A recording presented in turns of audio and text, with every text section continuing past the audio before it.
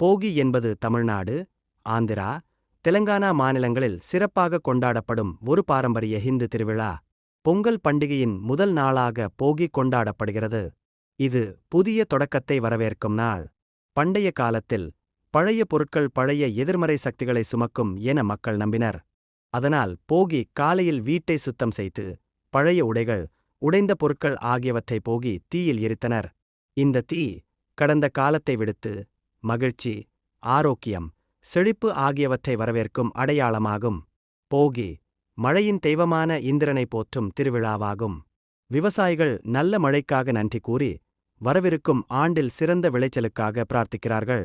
வீடுகள் அழகான அரிசி மாவு கோலங்களால் அலங்கரிக்கப்படுகின்றன. குழந்தைகள் தீயைச் சுற்றி மகிழ்ச்சியுடன் ஆடுகின்றனர். பெரியவர்கள் ஆசீர்வாதங்களையும் அறிவுரைகளையும் வழங்குகின்றனர். போகி நமக்கு கற்றுத்தரும் பாடம்: பழைய பழக்கங்களை விட்டுவிட்டு புதிய நம்பிக்கையுடன் தூய வாழ்க்கையை வாழ வேண்டும்.